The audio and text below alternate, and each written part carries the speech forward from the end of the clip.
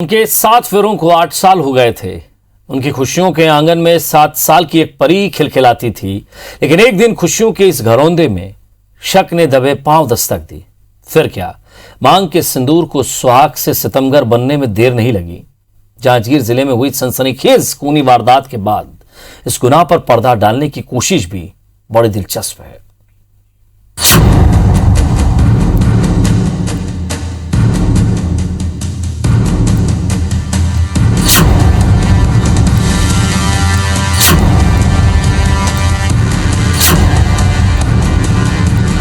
चौदह जून की रात करीब 10:30 बजे पंतोरा कोरबा रोड में फॉरेस्ट बैरियर के पास खिसोरा गांव के छाता चौराहे में ये कार खड़ी मिली।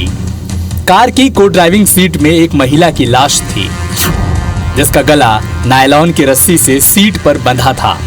पुलिस को सूचना मिली और जब वो मौके पर पहुंची तो पता चला कि बिलासपुर में रहने वाले देवेंद्र सोनी अपनी 28 साल की पत्नी दीप्ति सोनी के साथ कोरबा गया था, जहां से लौटते वक्त 4 लुटेरों ने उन पर हमला किया और कनपट्टी पर पिस्टल लड़ाकर लैपटॉप, कैश और मोबाइल लूट लिए। लुटेरों ने उसकी पत्नी दीप्ति की हत्या भी कर दी और देवेंद्र के हाथ पैर बांधकर फरार हो गए।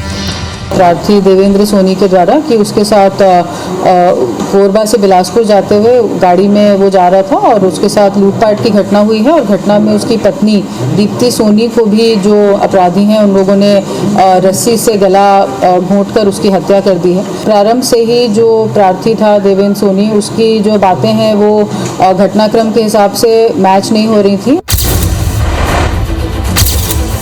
मृतका दीप्ति के पति देवेंद्र ने पुलिस को जो कहानी बताई वो पुलिस के गले नहीं उतरी, क्योंकि लुटेरों के पास जब पिस्टल थी तो उन्होंने रस्सी बांधकर गला क्यों घोटा। दीप्ति को मार दिया तो फिर पति देवेंद्र को क्यों छोड़ दिया। पुलिस का शक और गहरा गया। जब मोबाइल के कॉल डिटेल और लोकेशन ट्रेस हुए तो जांच में ये बात सामने आई कि पिछले 3 साल से दीप्ति के मायके से उसने सारे संबंध तोड़ दिए थे। वारदात वाले दिन ही दीप्ति के अकाउंट का नॉमिनी के रूप में उसके पति का नाम दर्ज हुआ था। पुलिस ने इसमें हर पहलू से जब जांच प्रारंभ करना शुरू किया, उसकी लोकेशन के संबंध में टेक्निकल डेटा प्राप्त किया, तो उससे ये क्लियर हुआ कि ये जो घटनाक्रम बता रहा है ये पूरी तरह से फॉल्स है। पुलिस ने जब देवेंद्र सोनी उर्फ दीपक को हिरासत में लेकर पूछताछ की तो हत्याकांड की पूरी कहानी सामने आ गई।